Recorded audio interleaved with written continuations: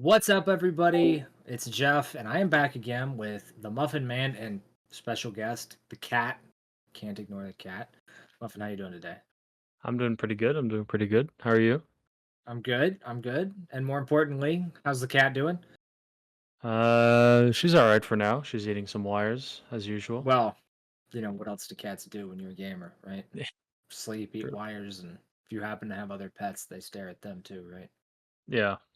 So we are 3 to 4 weeks in to this stage one of VCT, and let me tell you, it is shaping up very differently from how a lot of people would have expected it to. Yeah. I think a lot of the matches have been pretty surprising to most. Well, definitely we're going to talk about it, obviously. But you got teams like Crew who are currently the I mean, top I of Group Alpha. think we should just You jump know. right into the most surprising region of all, and that it has to be North America, right? Yeah. Yeah, for sure. Yeah. Like, who But would have ever predicted that Crew would be 8-1? I know. They're 4-0. 4-0, 8-1, like plus 44 rounds. That is It's crazy, man. massive. It's great. It's way ahead of Like anybody else. it is, yeah. And I know some people might think they may have had easier games so far, which I think that's the other talking point is it's like on paper you would think that these would be hard games, but then you look at some of the teams that they're beating and yeah, they they're 2-0'd losing to Loud. everybody. Yeah, yeah.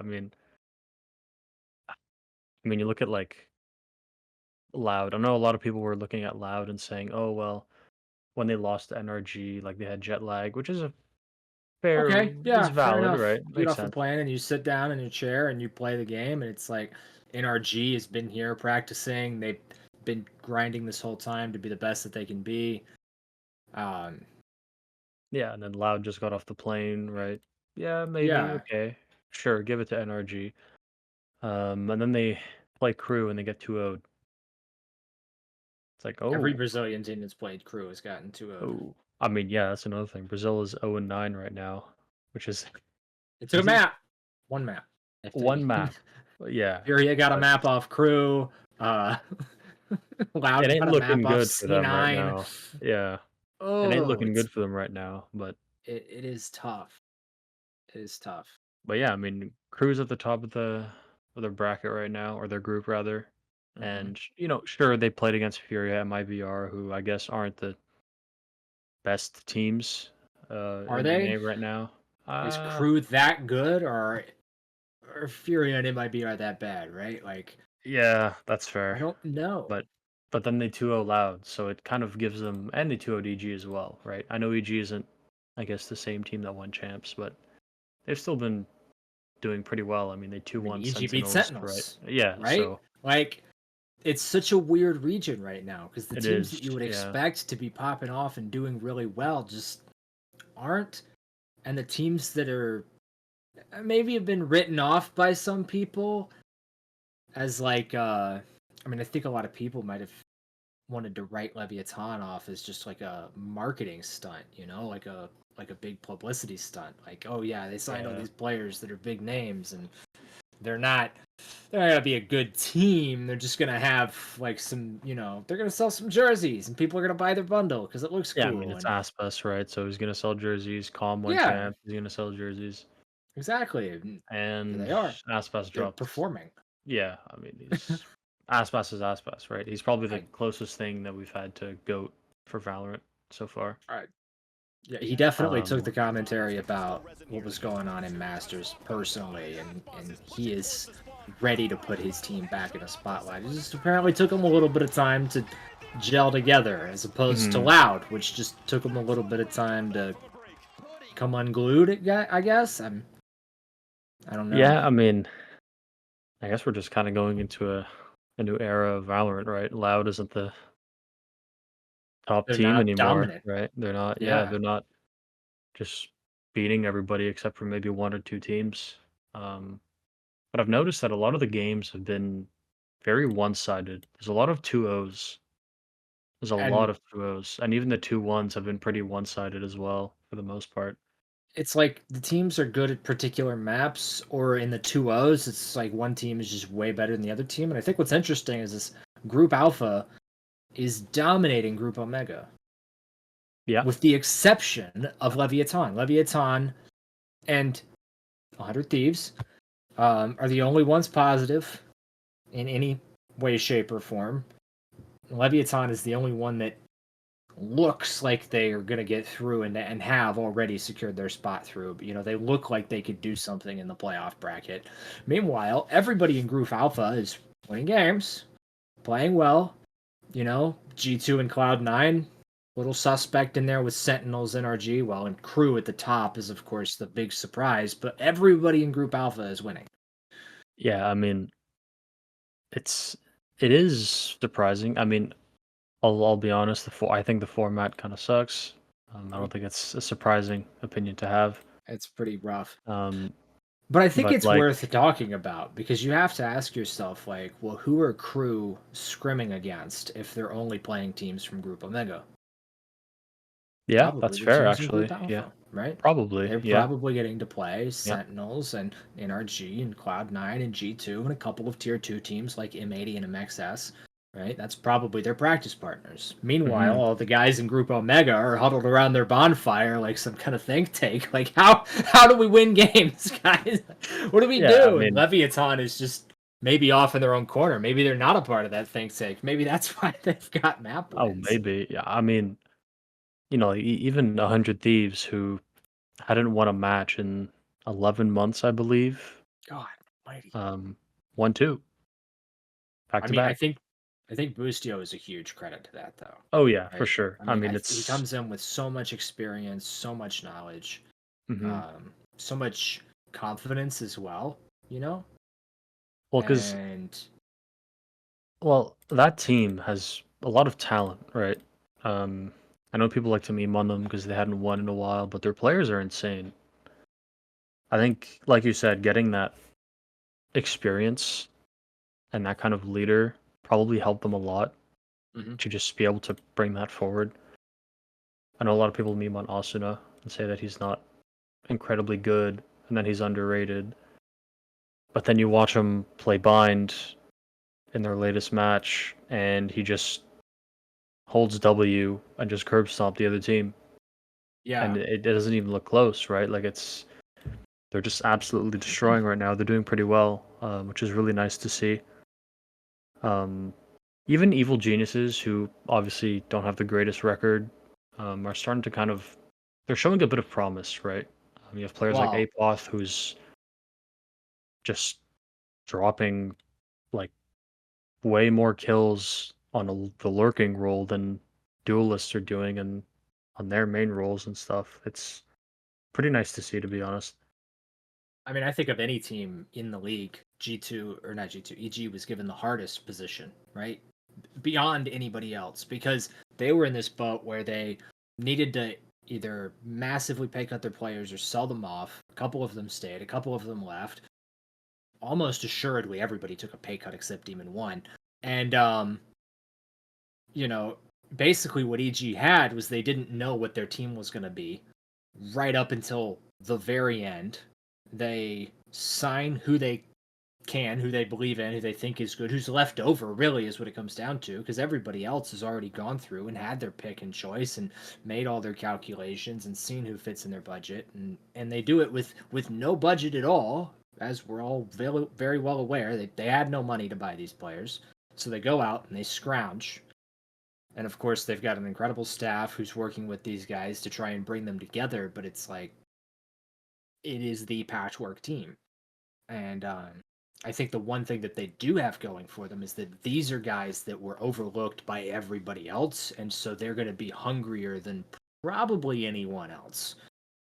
Right? Yeah, There are a couple teams out there you might say like maybe NRG is mad. They feel like they deserve to get win some more games. Maybe Aspis is mad. He feels like people are underrating him. Right? You maybe look at the Sentinels underdog story and them coming up. Right? But EG is going to be showing up with just way more desire to prove themselves as players, because this is the chance for guys like Apotheon and Superman and whatnot to secure their status as a tier 1 level player, so that even if they end up in a situation like EG had where everybody needed to get dropped, they find a team, right? Like Demon One wasn't gonna have a problem finding a team as long as somebody was Yeah. as long as he was willing to take some kind of a pay cut. And of course, the one team that could probably afford him are the ones that picked him up, right? But nobody was worried about him playing next season. Nobody was like, "Oh my God, Demon One Yeah, might not like play." Like, he's going somewhere, mhm. right? I He's definitely agree with cemented that. his status, so I that mean, is even definitely the biggest, I think, benefit that they have. But it took some time. It's going to take some time. yeah, for sure. I mean, again, like they only have one win, but it's against Sentinels. Um, and it may have not been the most convincing win ever, Doesn't need but to be it's convincing. still a pretty big win, right? Like that's huge for them. Yeah. It shows how well they can play. Sure, Sentinels didn't really play that well that day either, but you have to give credit where credit is due, right? Like, Nature comes in and he IGLs them against arguably the best team in the world right now. Take their Yeah. first win. It shows a lot of promise for them. It's pretty cool to see. It's Um, definitely a big opportunity for these guys, for sure. yeah. Speaking of opportunities and stuff, Sentinels has a chance to not make Shanghai or playoffs. Yeah. I mean, in this conversation, we've got to talk about who the favorites are to kind of end up in the playoffs and then maybe into Shanghai. And I said it, NRG was my pick. I think that they're going to take it. Leviathan and crew are showing up and looking really scary. So we've got to be really aware of what they're able to bring to the table in this playoff bracket. But we're Yeah, going I to mean, be in a really interesting spot for North America, because I think that we are going to end up missing at least two teams that we would normally expect to go through, right? And like Loud and Sentinels have to play each other to basically determine if either of them make it, yeah, it's basically a knockout game, right?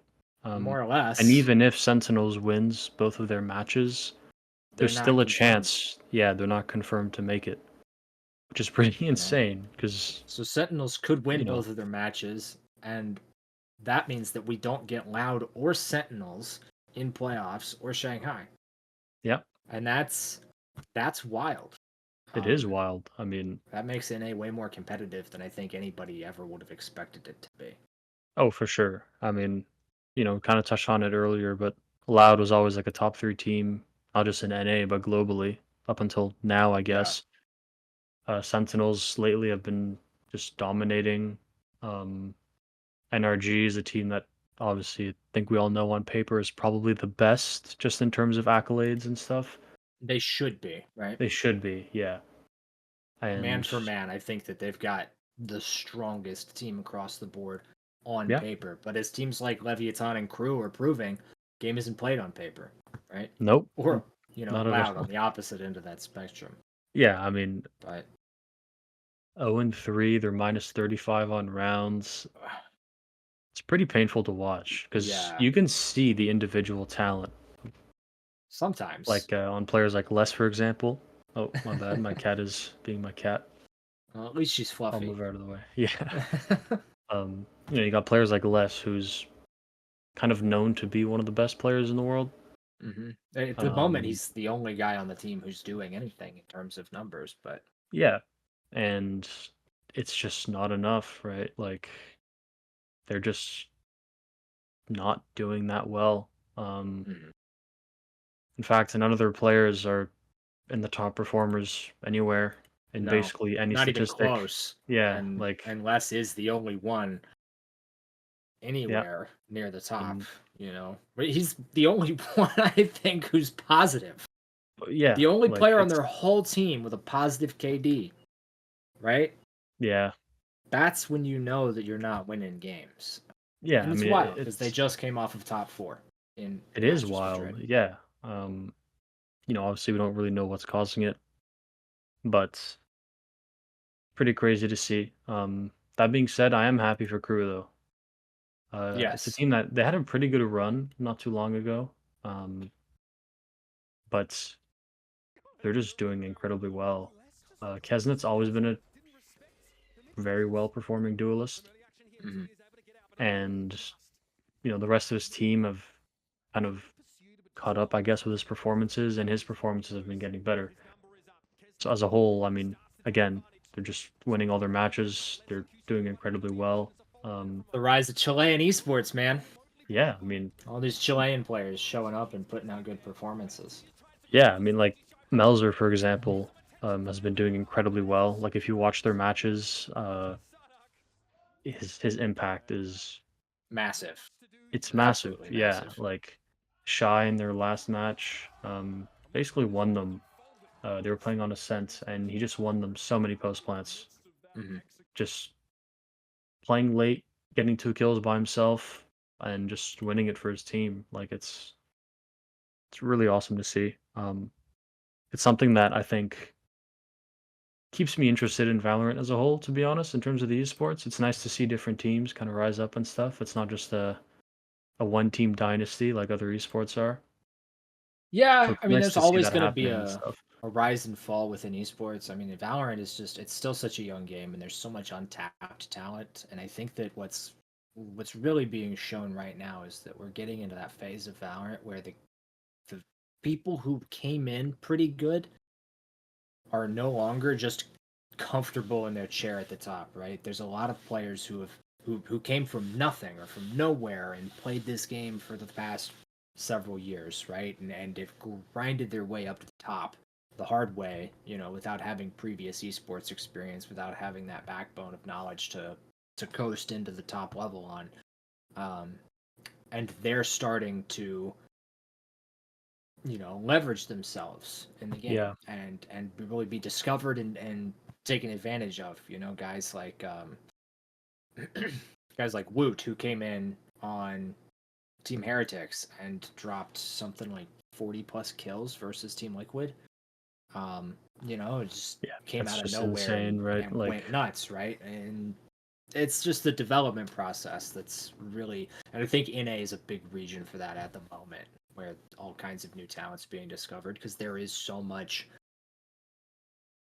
many players with that dynasty type namesake that people have been looking at, where people expect um, these results from them. So Yeah. Agreed. it's very interesting to see that shake up in NA particularly.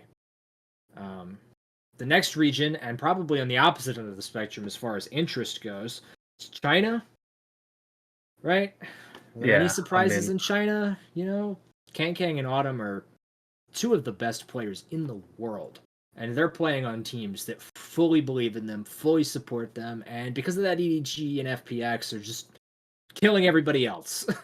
yeah. I mean, I don't think it's a region that, there isn't really much to talk about, all things considered, to be honest. There's really only one thing to talk about, and that is the fact that the VCL team, Trace Esports, showed up, beat Billy to playoffs for the Masters Madrid opportunity, and are currently the third team in a 6-1 record in the region. Yeah. I mean, to me, They that's are the only real surprise, right? Everybody knows EDG, FPX got some new talent like Autumn, like you said, and they're mhm. incredible. But Trace Esports, I mean, I'd The VCL team, man. It's never just a heard of them random before, VCL right? team. Then they come in, they're 6-1, they're doing incredible. Like When we're in this position where you're looking at China here, right? They've got Tai Lu, they've got Billy, they've got JDG, they've got the Wolves sponsored team. There's money in this region, yeah, right? yeah, Which means that there are orgs that are invested in performing. And you look at it, Tyler's 1-2, Billy's 1-2, Wolves is 1-3, and this random VCL team managed to find better talent with better staff in a better system and just immediate rocket ship to the top. It wasn't like they ground their way into and they're hanging on for dear life at the bottom of the board. No, they are better than all of the yeah. competition so far, and it's kind of crazy to see that. coming out. Um, and just the results that they're getting off the back of what is again back to that story of untapped talent being discovered within the regions. So Yeah. it's really cool to see that happening. I mean, I will say I do find it interesting that despite Billy's, I guess, lower ranking, I believe the top player in China right now is YZ, um, who's, I mean, he's doing incredible. But maybe he's not the top player, but he's pretty high up there. He's Yeah, I got a mean, pretty good rating, especially for their record. I mean, I think he showed last year against NRG that he's kind of a judge demon, especially on split. But yeah, I mean, I think it he's goes back pretty to that insane. story of like you can have good players, but it doesn't make a good team. You've got Agreed. Yeah. and you can have one or two good players, but ultimately there are five guys in the game. Yeah. There are Yep. five people in the game, and if one or two of them aren't up to the level of the opponent, then you're going to have a really hard time winning that game, right?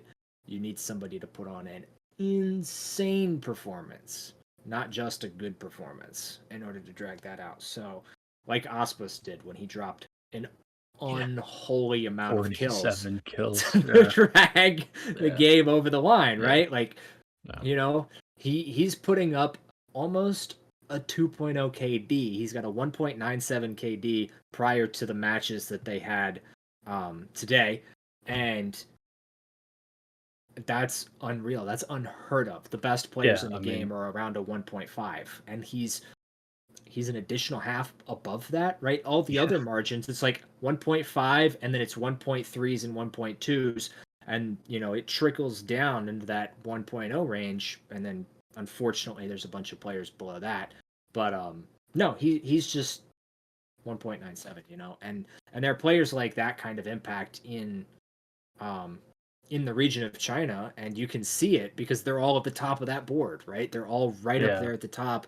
Autumn, Kang, um, Trace Esports, Duelist as well, right?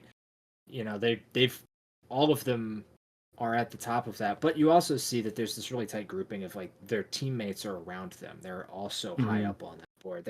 That comes from either just individually having better players or having a great system and a great idea of how they want to play the game, right? So it's really interesting to see a new team in China. Maybe there's somebody else on the international stage, but I would be shocked if EDG or FPX did lose to Trace. And in the kickoff, it was the story of Trace made it in, and then they got annihilated by FPX. Yeah. I mean, It's one thing to be good; it's another thing to be the very best. And we're talking about yep. international performances. FPX and EDG are the only ones to show up and put up any kind of international performances in a little while. So that's just kind of how it is. Uh, Now, last week we were talking about how freaking competitive EMEA was, and this week, as of just a couple hours ago, the story is no different. The only thing that remains true is that there are a couple of teams that are just not as good as the others. Yep. Yeah. I mean, But this region is so close. 2-2, 2-3, 2-2, 2-3, 3-2. There's a couple of teams in there at a 3-1 scoreline. But I mean, man, it's not many of them, and it's not who you would expect. yeah. I mean, just like you said, just a few hours ago today, um, Navi played against BBL and they lost. They did. Um, BBL. which BBL. Who's BBL? BBL beat exact, Koi. who's BBL, right? It's Like, like, sure, but everybody beating Koi. It's like yeah. the Team Heretics win was impressive, but other than that, it's like, how are you going to judge them? How did you get a read on how good they are? It's Oh hard to my know. god. Never a disruption, always an addition. Yeah. Uh, but yeah, Yeah. I it mean, was. it's so hard to get a read on this region, you know. And then Fnatic come in, they've been looking better, they've been a more dynamic team, they've been putting up better performances, you know. And then FUT are just like, boom, no, 2-0. And yes, that 2-0 was an overtime 2-0, but it Yeah, did happen. All right, you know, they didn't even get a map, they didn't even get their map. And Split was not particularly close. And to be honest, FUT should have closed Lotus out a lot sooner than they did. You know, it honestly was a yeah. story of Fnatic making comebacks in both halves in order to be in overtime, and Hmm. then the overtime just didn't last, right? You know, and really it was an issue of like, oh well, Fnatic identified there was this weakness in FUT's game plan on defense, got like 5 or 6 rounds that way to get overtime, and then in the overtime, you know, but managed to secure that one defense round that was eluding them forever, and that was it. You know, so it's the region is so volatile, and the more I watch it, though, the more I think that as cool as it is to see how well this region is developing and how every game is actually pretty interesting, it's also a region that's like, what is it? There's this Artosis quote. He said most people want to watch two teams that are or two players because he's StarCraft, but he's like most people want to watch two guys who are perfect play against each other and they think that's going to be the most exciting game. And he said no, those games are boring as hell because the moment one person makes a mistake, punished, over, you know, and you move on Yep. to the next one. He says what people really want to watch is they want to watch two guys who are making lots of mistakes at a very equal skill level play each other because then anybody can win the game at any point. Mistakes aren't punished. People are slipping up. It's chaotic. It's wild. It's exciting. It's energizing, you know, because you feel like, oh, well, this person's definitely going to close it out. And then they don't. And I feel like EU is really embodying that right now. You know, I don't think that anybody's playing a particularly just solid game because there's so many moments. I mean, TL were up versus, they were up a map. They were up like 10-4 on their map pick Hmm. against Navi, and they lost the series. Yeah. They got And reverse swept. it's like just this landslide of catastrophic failure that happens. And because of that kind of volatility, I think that it keeps the region really interesting to watch in an isolated bubble. But if we're going to try and talk about it in an international stage, it doesn't inspire a lot of confidence in EMEA. No, it doesn't. I mean, like the last map of that series you just mentioned, wasn't even close. Team Mm, Liquid kind of just got washed on Ascent. Um, like completely destroyed. yeah, like you said, Lotus was in their favor. Um, they Should have won won split. split in their favor. They're winning. No, Navi comes back 13-11. It's still a close game, right? That's Look, only it one was gun 10 to round away. 4. It's That's not fair. That's close. fair. It's not Yeah. close. And that's the thing you have to Um, realize too is it's like they made so many mistakes at these points, these mhm. critical moments, and that's I think that that's what they're struggling with in EMEA is like getting a lead is one thing, but they can't hold it. Yeah. They'll do something for 5 or 6 rounds. It'll get them way ahead, and then the other team will figure it out. And then they lose the next 5 or 6 rounds, and then the game is back in this even state. And because of that, any team can win any game as long as you can figure out what they're doing. Of course, there are some Yeah, games we see it's the scoreline of, and it's like, no, you were not in that map. oh, yeah, for sure. I mean, when Team Heretics played against Team Liquid got 9 rounds total across 2 maps. Yeah, you know, and That's kind of there is still a skill gap in the region between the top and the yeah, bottom. I mean, that's just not even close at all, right? Like No. 9 rounds between 2 maps is just You like hope you for said, you nine didn't show rounds up to in play, a right? map, Like like, yeah. yeah, like it wasn't close in any way, shape, or form. Um, you've got I know We got Koi kind of isn't doing 7 very versus well, right? BBL, But like, yeah, 7 rounds and 2 maps is yeah, you've it's tough. you haven't even gotten a half of a game done with the rounds you've won, right? Like it's Yeah. not a very good start for them. I mean, Koi isn't doing very well, right? -40, they're 0-3. It's not Yeah, looking I good for mean, them. But there are a couple teams that are just on the bottom, you know. Uh, and I think a lot of the victories and defeats are kind of landslide-ish, which is why you've got teams that are 2-2 with a 30 plus round map differential between them. Um, hmm it's it's a crazy region. Fnatic are looking better, but I still think that Navi and Fut look the best of anybody, and they're doing it with weird stuff, which I think is helping them in EMEA. But I don't think that it's gonna hold up when they end up on an international stage. If they do, if they manage to claw it out for the last few games, and really put it to bed. BBL yeah, and I Fut agree. are gonna get to play each other next week, so we're gonna get to see maybe who's at the top of groups A and Omega. Um, and then the Navi match versus Fnatic is going to be a huge one because that could just be the nail in Fnatic's coffin. I believe that is like the Sentinels Loud game. I believe that is a knockout game as well Yeah. Of for course, playoffs. it's So difficult to tell with the formatting that we've got, so we're just really going to have to wait and see. But hmm that is kind of how it's going to have to shake out. And that yeah, I only mean leaves us it's with one region. I saved the best for last. I kept it all the way to the end. Um, good old APAC. the APAC region's a little bit ahead. They've got a couple of teams that have locked themselves in. And I mean, I don't think yeah, that there's it's many surprises here, except maybe the not at Team all. Secret is ahead. That one could maybe catch some people off guard, but I A think little that bit. they've been the fourth to fifth best team in the region for a little while now. I think the only real surprise in the region is that T1 have not played the game. They they aren't beating anyone. Yeah, they're having a pretty rough split right now. I mean, like you said, for the most part, it's not surprising. Like Genji, PaperX, DRX on top for the most part. Team Secret, Yeah. that is in third, so that is a little surprising.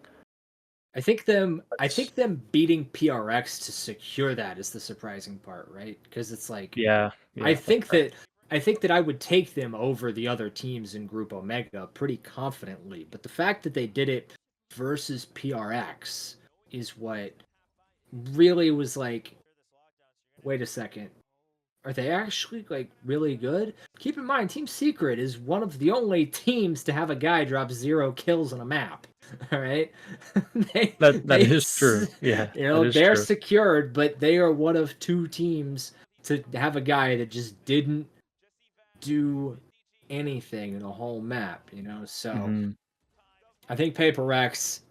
Is this a team secret accomplishment? Did Paper X drop the ball? I think Paper X have looked good enough that we should expect them to beat Team Secret, but the fact that they didn't, I don't think takes away from Team Secret's accomplishment, right? Like Team Secret had to Yeah, come out and play a good game to even beat a bad Paper Rex. Even if yeah, Paper Rex yeah. weren't playing well, you can't hmm you can't suck versus them. It's just not No, you okay. can. No, you can't. It's PaperX is probably at least I would say, just by watching them play, probably the scariest team to show up and kind of know you're having an off day. Um, you're just gonna lose all your Yeah, fights. They're just gonna keep yeah, fighting you, and you're just gonna be there like, all right, well, I guess yeah. just gonna keep losing my ones then. Like I'm just gonna lose. And they're a team that can activate at any moment, like that series versus Yeah, Jin Ji, yeah, which was really close, and then it was really not. And it's like, okay, at any given moment, they can yeah, just take over your whole game. yeah. I It's a mean, shame that we're not going to get to see them versus DRX until the playoffs, but yeah. That was a match that I hope I'd get to see sooner, but we're definitely going to, though. I And hope I don't so. think that there's I any hope getting so. around it. That's My gonna only be a concern at this point is that they'll end up on the same side of the bracket, and mm, so Paper X will yeah. probably annihilate Bleed or T1 or whoever gets out. Correct me if I'm wrong, right? But I'm pretty sure the format isn't strictly the top three teams from each group. I'm pretty sure No, it's the no. top six teams based on some Buchholz score or something. Um, You have to look at the number of rounds won as well. okay. So that's why So a team there's like because Bleed Team is Secret third is in Group ahead of Alpha, Paper and my X. production guy's trying to tell me that the top 3 teams from each group advance to playoffs, but that's literally not how it's done in the actual like Valorant display when they're talking about it on screen during the matches. You Hmm. know, it's more complicated than that. It's just Wikipedia's formatting doesn't enable the additional layers of Yeah, data. it's based on rounds one as well. Team Secret is ahead of Paper X, um, only because they have one more match play than them. So far, Paper X is going to play soon, I believe. But they have Um, more rounds won. So yes, you know, yeah, and you could have I the think same that it's because score. they beat Paper Rex that they actually managed to secure it. It's because of that Yeah, particular head to yeah, head that's fair. Yeah. because Paper Rex has one of the strong because when they're showing it on the streams, they've got the championship points, which I believe is Hmm. similar to Buchholz in that it's related to the scoreline of your opponent, right? So Yes. it's Yeah. like beating a like DRX beating Gen G was worth a lot because Gen G is beating everybody else, kind of Hmm. thing. Yeah. You know, so Team Secret It's didn't it's just a get wins, but weird setup. Um, Pretty weird. I'll yeah, be honest. it's very Especially with the strange. 11 teams, it's like Yeah. very Well, and I would bizarre have to been me. happy But for us to just have a big round robin, but yeah, yeah, agreed. that's Oh, my it cat's is taking what it at is. the standings as well, Yeah, I mean, she's got catching to up be on your apprised split. of the situation because it's really important. Like it's Pacific Yeah. region. She is now interested in it because Yeah. I think, I think that there are some teams that are just not in the conversation as we can see. I'm surprised by the fact that T1 isn't in the conversation very, relevantly. But again, they're 1-4, but they've got a really close round differential compared to a lot of the teams, and the round differentials in general are very close. So I think that while there are some Hmm. teams that are just down and out, they're definitely, I think, the highest level of gameplay is being played in APAC. And there's going to be a ton of NA fans that come out and try and burn me to stake, right? Um, Definitely just bury me.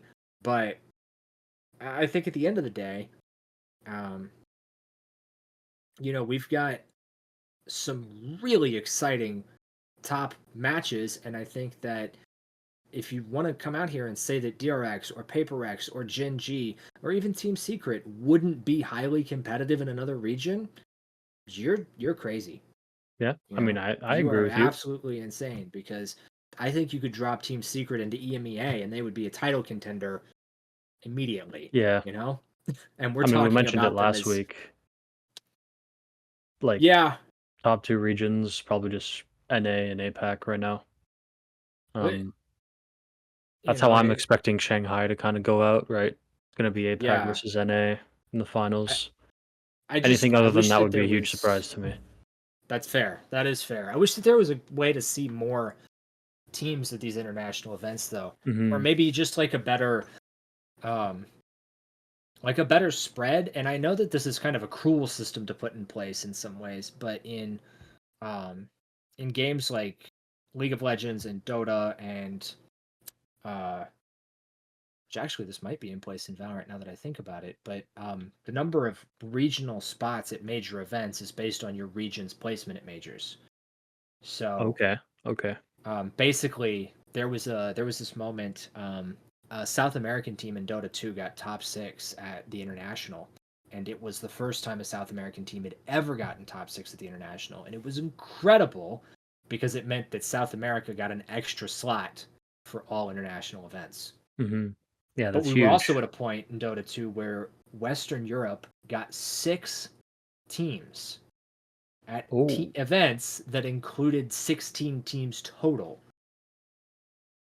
yeah, And that's all of those teams consistently placed in the top 8. So you were getting top 8s where like 4 to 6 of the teams were from Western Europe. It was mm, just that yeah. dominant of a region. But it meant that you always had the highest quality of games because like Southeast Asia is a notoriously horrible region in Dota. They get one spot, but that one spot always went to Talon, and who is now Aurora, and they always did well. You know, they didn't do quite Okay, well enough to interesting. earn or actually they got 2 spots. Because Talon did well enough to earn one more spot, and then that other spot was the second best team in Southeast Asia, and they always got annihilated, which is what ended up happening to South American Dota as well. They earned one more spot, and then that second team was just nowhere near good enough to That's be playing on the unfortunate. international stage. And I worry about something like that happening in Valorant, right? Because I think that we could end up with here is just like, okay, well, let's just say that the top 2 teams from each region go up to like Masters Madrid, right? We didn't have DRX at Masters Madrid, Yeah, but I true. think that DRX would have done better than some of the teams that were Yeah. at Masters Madrid, you know? And then we missed out on all of that. Um, we I mean, missed it out on definitely those sucks, right? Like tight it's a pretty big matches and team close not to games. have in a tournament like that, to be honest. Like, Or I NRG. mean, in APAC right now, it is the team not to Yeah, have there, they right? are dominant. They have the best round differential, they have the best map differential. They're the only 4-0 team, and they're not playing against bad teams. They're winning big games, Hmm. right? Um, Yeah. and closing out their map picks convincingly and are competitive on the maps that their opponents are picking, right? And that's the thing about APACers. It's like, okay, you know, yeah, this T1 versus DRX series is a little bit of a blowout, but then you look at like T1 versus PRX, PaperX 1-2-0, but the maps were close, man. The maps were close. I don't think you get that level of closeness in a region like NA where it's like, okay, well, you know, this team is just gonna win this map. End of story. You know, there's a couple of them, but it's not as consistent across the board. So Hmm. I Yeah, I am mean, very excited for the APAC playoffs, though. I am as well. Um, I mean, again, APAC and NA are my two favorite regions right now. Hmm. So, uh, Probably not the most fun to watch, yeah, I you mean, know, like because you it's said, not as competitive as EMEA, but yeah, at the same time, some of the APAC games have been really, really good. Um, yeah. I mean, I will say NA is interesting right now to me only because a lot of the matches just aren't going the way that I you would expected expect them them to, to, right? right? Like Like, you think it's a done deal, you write it off, you know, you just remove it from your mhm, calendar, and then EG beat Sentinels. yeah, You know, yeah. it's kind of wild, I mean, kind of wild to me. yeah. I mean, So anyway, having yeah. talked about all these regions, there was a tweet that I saw that caught my attention. Somebody mentioned the top duelists for APAC, and they were ranking them. Um, you know, and it's a little bit of a fancy thing to do, but it's not something that's necessarily like hard and fast because it wasn't done by stats and numbers, but more of like a personal ranking system.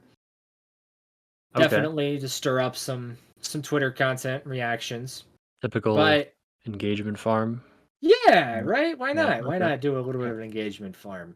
But we've recently been through some of the most legendary duelist performances that anybody's ever seen, and we've had some crazy guys show up out of nowhere that people weren't aware of or talking about. Not to Hmm. mention, there are teams out there that have already been eliminated from the performances, like Detonation Focus Me and APAC, the only team relegated so far. But May is an absolute revelation. His raise is dropping 20 to 30 kills per Yeah. map. He's insane. Yeah. The rest of the team, not as much. But he is particularly very, very good, right? Hmm. Um, and then you've got like CNED and Yay, guys of legendary status, you know, those that old guard namesake uh, playing the role, and they're not living up to everybody's maybe not expectations anymore, but hopes, you might Yeah. say. You know what people really looking for out of them. Um, Yeah. The fall off of El Diablo is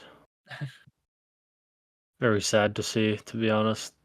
it's tough. It's tough, but it's giving way to some new players. You know, some new star talent. Um, so I thought it might be fun for us to rank a region, at least one, and see. You know, who do we Okay. think? They did APAC, right? They did Hmm. APAC. why don't we start with NA? I think that the NA duelist scene is in a really interesting spot right now. Yeah, I'd agree. I think it's very competitive. I think After so Aspas, too. of course, Yeah, is I think we should go it's ahead and get gonna, that out of the way. Aspis, after his games today, or I believe it was yesterday, is now sporting a 1.88 KD, yeah, and uh, the second highest player on the board for the region is at a 1.49. hmm All right, yeah, yeah, it's not close, right? It is absolutely not close. And then a lot of the yeah. guys in the top in A aren't on the duelist role. That is You true. know, Yeah, that's true. Kesnet and Oxy are the only guys in the top standing there who are on duelist.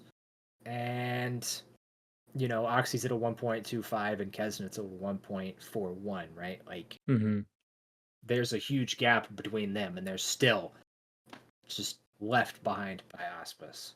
Yeah, yeah. I mean, But he's the goat.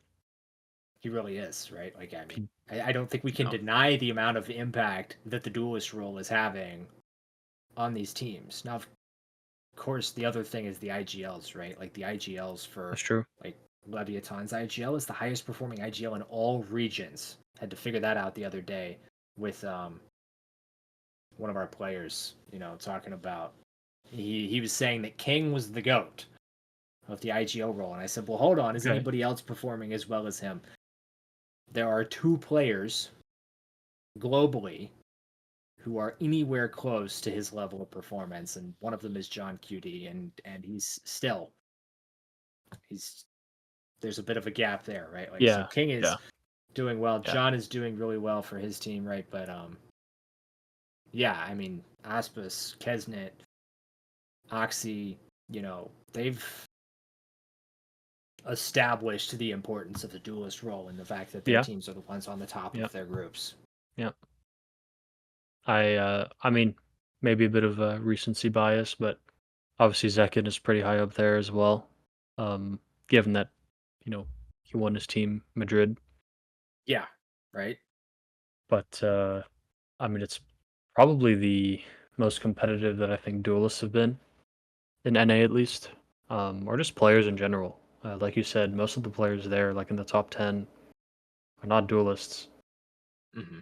and it's kind of interesting to see, right? Because a lot of people like to hype up the duelist as kind of being, the guy who gets all the impact, gets all the kills, and is flashy and stuff. But then, you have King, who's just, Viper, yeah, he's right? playing Like, Viper and Omen, and and he's like dominating. in the top 10 for rating Yeah, in all of Leaf, NA. cryo cells. They're dominant. Heat, the second highest hmm performer in the region, Yep. playing initiator, Yep.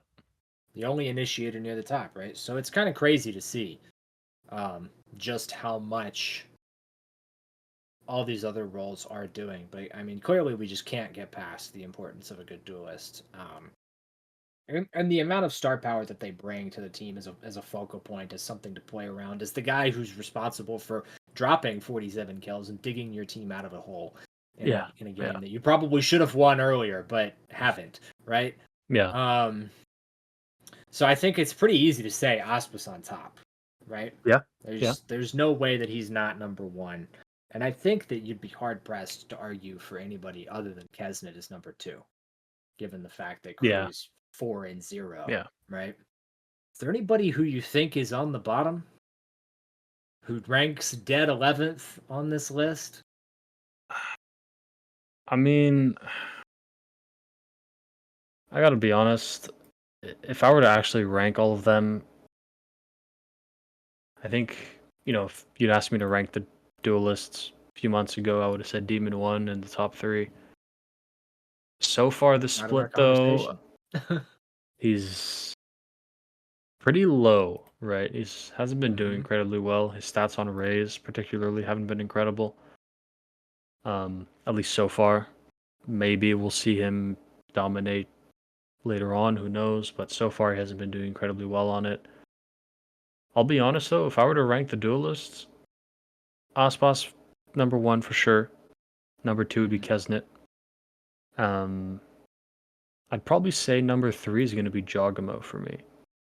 Jogamo. Now, Yeah. see, I like that answer.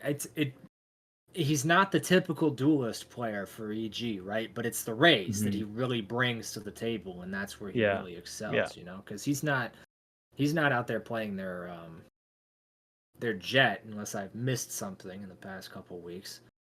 But No, he it doesn't. He is mainly is a raise player. mainly a Um, raise player. and I mean, he gets a lot of impact rounds, I'll be honest. Um, Yeah, and I think the impact is a big part of the story beyond just the KD, right? Like, because mhm, clearly, I mean, if you mhm. drop 47 kills in a match and you're in overtime like that, Yeah. there were more impactful kills to be found. You Yeah. know what I'm saying? Yeah. Like, there were kills that meant more, and somebody on the other team was finding them. Mhm. Um, Yep. I think Like, that he was a I think huge that I would reason why they agree won, though that right? having Jogamo in that impact position, I can see that. I can see that. I don't know that I would rank him third. I am a little You bit know, biased, I'll say that you are much. biased. I know that. I'm I know very that. biased. I don't think Um, I could rank anybody other than Oxy as third. that's fair. That's fair. Yeah. I mean, I mean, C9's been doing pretty well this split as well, so yeah, that makes and sense. and Yeah. like I said, it's more than just the KD, right? He is the third highest on the KD, as we mentioned, but he's also one of the highest for the average damage per round. Playing a lot Mhm. of Jet, Yeah. right? So clearly, it's not because He's he's shooting hiding some from people. things, right? Yeah, Yeah. Yeah. he's Yeah. not just getting these random, like baiting your team kind of plays. He's going in and he's getting a lot done. He's also dropped some of the most kills of any player in a match, maybe the Yeah. most kills outside of Auspice. So Yeah. that as well is very He seems to impressive. be the difference maker for Cloud9, to be honest. You And need the only somebody match they like that. lost, Oxy wasn't really having a very good day, and you felt it just watching them play. Like you felt that difference. Yeah. It was pretty I rough. I hate got to that be kind of honest. reliance in a team, but the fact that he's there and able to deliver it consistently enough is really important, Hmm. right? Yeah. Um, so Yeah. I think for me he would have to be number three. Okay. Um, That's fair. Oxy would be number 4 for me, right after Jogmo, personally. okay, so we're a It's very similar spot. The 3-4, I can see yeah. that. I think Demon One deserves a number five pretty easily. Okay. I don't think that there's anybody else that's really because like he's got a lot of responsibility, right, on Yeah. this team, Yeah. That's true. and NRG is winning games, which means that he's doing his job. You know, That's fair. um, there's other arguments to be made. Obviously, Asuna and Zekin on the Rays more so than the Jet. Hmm. Are they the better difference makers in that regard? Um, I don't know. The middle That's is where it fair. gets fuzzy for me, right? And that's why NA I think is so interesting, is because we do have like we haven't even talked about Demon One, Asuna, and Zekin Zekin. in that Yeah. top 3 to 4, and it's we're still bringing up names as big as them. Yeah. Um, Yeah. it's just some people have just had performances that you can't ignore and you can't deny, right? Yeah. I But mean, I mean, you look Aspas at the dropping others, that 47 definitely yeah, you helped can't, put him on a little bit, yeah. you can't But just again, overlook that, right? Like no, recent you can't performance definitely matters. ignore it by any stretch of the imagination. Hmm. Um, I think it's important though. Like I think that there are some players that are just at the bottom, and it's sad to say it, but there are some players that are expected to be delivering more, and they're Yeah. not. Yeah. In the instance of QCK, Yeah. he's expected to be doing more Yeah. for a team I'd as good agree. as Cloud. And yes, all of Cloud is underperforming, right? Like QCK, Cowanzine, and Tui's are all down in the same ditch. But when Leviathan were in a hole, who rose above? You know? Yeah. When Cloud9 need a hero, who shows up? Yeah. The True. question is, True. is QCK going to put out a carry level performance? I haven't seen it. I Yeah, haven't he seen hasn't it shown before it Masters anyway. Not Madrid. yet. I have Yeah. not seen it after Masters Madrid. There's nobody. He's not digging them out of that hole. Hmm. And MW Zera, same story for Furia. Furia are in a hole. He's Yeah. not pulling them out of it. Yeah. That's He's true. not doing it. Right. So I think I would rate MW in last, honestly. And then I think that QCK Okay. would be 10th for me. It probably end out the same way for me as well. Um, QCK is it's been pretty disappointing, right? I'll be Mm, honest. yeah. Sure, he's coming in to replace Aspis, which yeah, it's some big shoes to fill, but like it's man, just But they across the snatched him board, his up stats are definitively, just right? not looking Yeah.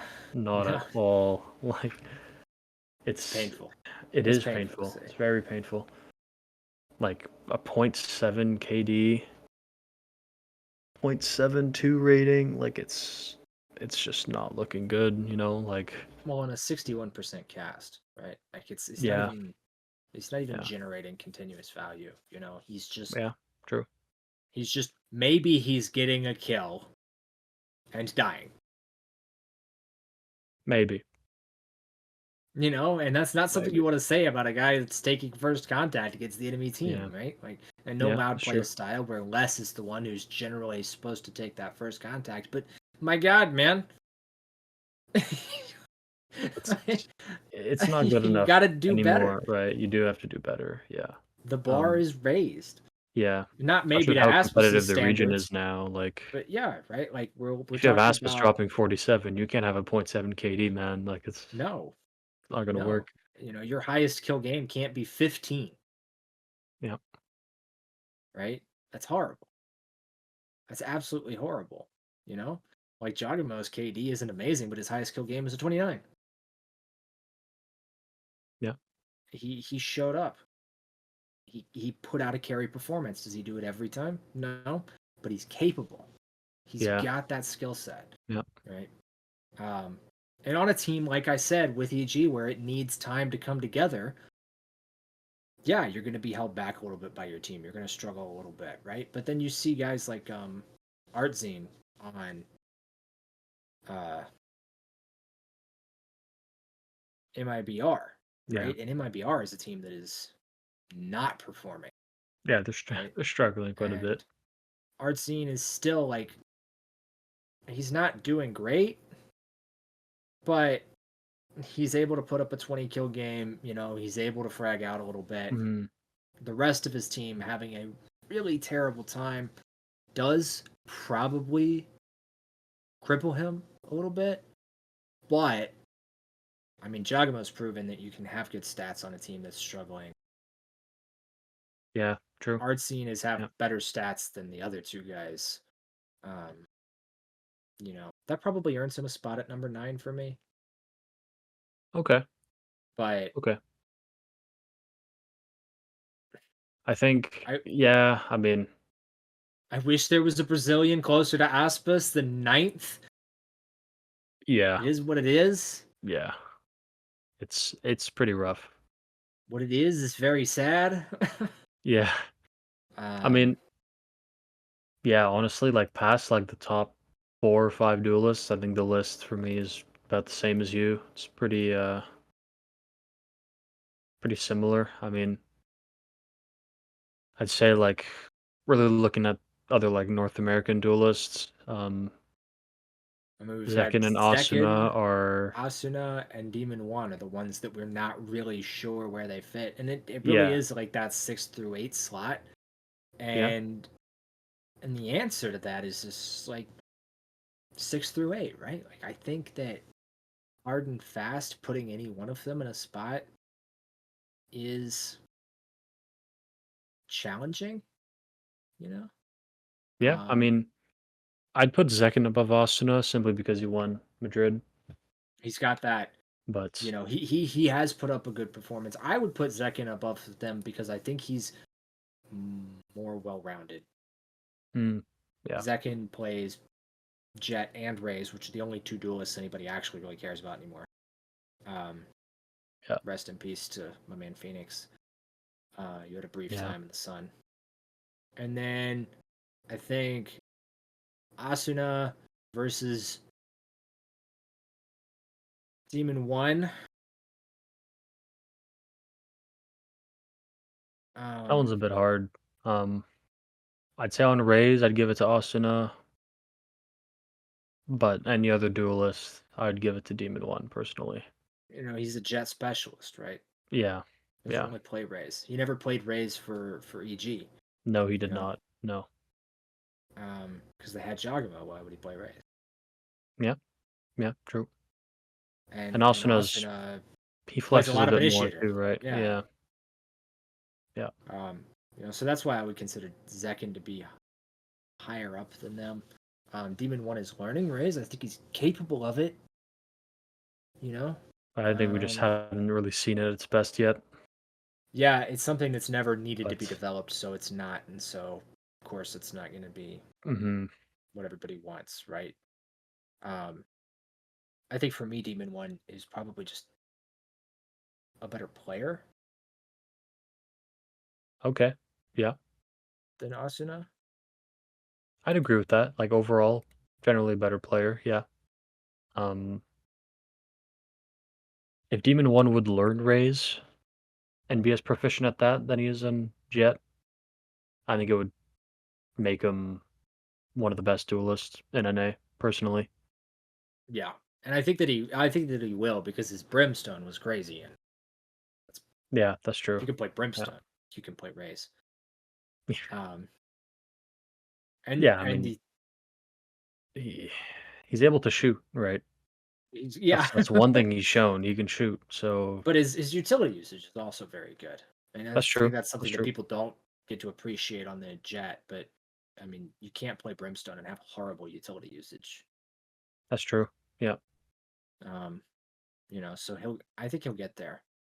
And then the only team that we haven't talked about that's completely just flown under our radar is G2. Too. Yeah. And, they're I see. okay, and their players are Yeah. okay, and Icy is okay. Yeah. That's, I guess, the same consensus for me.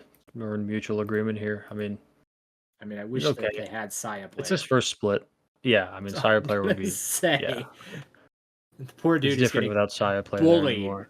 in But, APAC, and Saya player could have just been at the top of this region. You know, mhm, yeah. I mean, he's it got is Icy's first split, so I'll give him yeah, that, right? he's got to grow. Uh, I mean, it's he's not at the bottom, right? he is not at the bottom. You're You've right. got Yeah, that's true. QCK and you've got proven talent, people that pro teams and managers and players believed were the answer, Mhm. ranked lower than it, That's true. with Yeah. worse stats, with worse results, right? So, yeah, you come in here as the new kid on the block and you're better than some of them, but you're not better than the best. That seems Mhm. fair. And I think if we were to try and take this global, which we will by the time we're headed towards Shanghai, don't worry, we're going to come back with a more global kind of ranking scale for these guys when it gets deeper into the playoffs and we're really gearing up for that Shanghai. Um, I think if you were to take this global, I think that NA brings more names to the table than most regions, right? Yeah. APAC's Yeah. got like three great duelists, China's got two, EMEA's got two, and then NA, you're like, we'll take six. Yeah. We'll, Yeah. we'll take you Yeah. and you and Yeah. you and you. So that's the competition that you're up against, right? You can be Mhm. this low ranked in North America. You could be the eighth best duelist in North America and still be top 10 globally. Yeah. Yeah. It's I mean, possible. You know, maybe not Again, eighth, like maybe sixth, maybe the sixth best yeah, duelist yeah, in NA and top 10 globally, right? but Because I don't know, like there's some yeah, I crazy mean, gamers out there. the Welcome back, the Jay. duelists in Uh, NA are easily it's the most competitive pool of duelists we have, for sure. probably the most competitive we've ever had as well. Yeah. I mean, you kind of touched on it earlier. The amount of talent that's kind of coming up is pretty insane. Yeah. Um, that being said, though, I do think that some of the duelists in other regions are more iconic. I mean, I think that Um, Kang is top 3 in the world, right? I don't oh think that yeah, I there's a mean, you got Jet in Kang North Kang and America Jing. other than Everybody who Oswest knows, that holds a candle to him, yeah, right? Like, yeah, you know, Kang there's Kang and there Jing are like known by everybody who watches the pro scene, right? yeah, Like, specialists, legends, mhm, highlight machines, you yeah, know, and you look at, you know, like Buzz is one of the best duelists in all of APAC right now, mhm, and he might be sixth in yeah, the world. yeah, You know, like there's it's tough.